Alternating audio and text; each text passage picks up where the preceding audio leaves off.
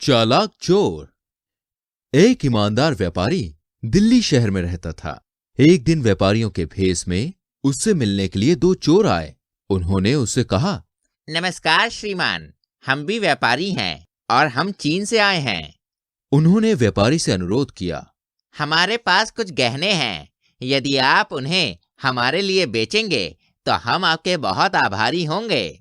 वो व्यापारी बहुत ही ईमानदार था। वह उन चोरों की झूठी चालों से बिल्कुल भी परिचित नहीं था। हमेशा की तरह व्यापारी ने कहा, कोई किसी को दिखाए बिना गहने नहीं बेच सकता है। तुम उन्हें मेरे पास रख के चले जाओ, मैं देखता हूं कि मैं क्या कर सकता हूं। चोरों ने कहा, कृपया इन बहुमूल्य रत्नों को संभाल कर रखें। जब हम उन्हें वापस लेने के लिए एक साथ आएंगे तभी आप उन्हें वापस लौटाएंगे।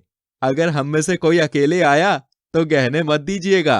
व्यापारी इस बात से सहमत हो गया। उसके बाद दोनों चोर वहां से चले गए।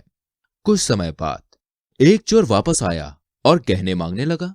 व्यापारी ने पूछा, तुम अकेले आए हो? तुम्हारा साथी नहीं आया तुम्हारे साथ? चोर ने कहा, वो किसी से बात कर रहा है सड़क के किनारे और मैं उसी के कहने पर यहाँ आया हूँ। व्यापारी ने बाहर देखा तो सच में दूसरा चोर सड़क के किनारे खड़ा था। ये देखकर व्यापारी गहने वापस देने के लिए बाध्य था। उसने गहने चोर को सौंप दिए। दूसरा चोर व्यापारी के पास आया और कहने लगा, मुझे गहने वापस चाहिए, मुझे जल्दी कहीं दूसरे शहर जाना है। व्यापारी ने कहा, अरे, जब आप बात कर रहे थे तब आपका दोस्त यहां आया था और गहने अपने साथ ले गया। मैंने भी पूछा कि आप क्यों नहीं आए, तब उसने उत्तर दिया कि वो आपके कहने पर यहां आया था। ये सुनकर दूसरा चोर कहने लगा, मैंने आपको चेतावनी दी थी तो आपने मेरी अनुपस्थिति में गहने कैसे दे दिए? किसी भी हालत में आपको मेरे गहने वापस करने ही होंगे। और वो वहीं जमकर बैठ गया।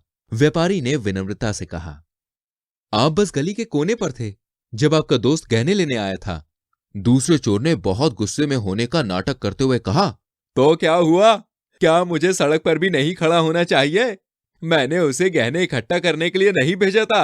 इस तरह लड़ाई बढ़ती चली गई। चोर बिना गहने वापस लिए जाने को तैयार नहीं था। जब उसे लगा कि गहने हासिल होने की कोई उम्मीद नहीं है तो उसने व्यापारी को धमकी देते हुए कहा, मैं तब तक चैन से नहीं बैठूंगा जब तक मुझे गहने नहीं मिल जाते, और मैं तुम्हें बदनाम किए बिना यहां से जाने वाला नहीं हूं। या तो तुम मेरे गहने लौटा दो या उसकी कीमत चौकाओ। निर्णय तुम्हारे हाथों में है। व्यापारी ने कहा, तुम्हें जो करना है करो, मैंने किसी के गहने नहीं चुराए हैं, फिर मैं उनके लिए भुगतान क्यों करूं? लड़ाई बढ़ने पर व्यापारी और चोर बादशाह के दरबार में जा पहुंचे और उनसे न्याय की गुजारिश की। हमेशा की तरह बादशाह अकबर ने इस मामले को बीरबल को सौंप दिया। बीरबल ने व्यापारी को बुलवाने के लिए भेजा और जब वो आया तब उससे पूछा कि वास्तव में क्या हुआ था। वो समझ गए कि चोर व्यापारी को धोखा देने की कोशिश कर रहे हैं। उन्होंने चोर को बुलाया और कहा, हुजूर, तुम दोनों अपने गहने वापस लेने के लिए एक साथ व्यापारी के पास आने वाले थे, फिर तुम अकेले क्यों आए? अपने दोस्त को अपने साथ लाओ, तभी हम देखेंगे कि जेवर तुम्हारे हैं या नहीं। अब दूसरे चोर के लिए अपने दोस्त को अदालत में लाना संभव नहीं था, तो उसने अपना सर नीचे किया और दरवाजे की तरफ बढ़ने लगा। बीरबल ने चिल्लाकर कहा, रुको, मैं तुम्हें अदालत में झूठी अर्जी के लिए 2 साल की सजा देता हूं।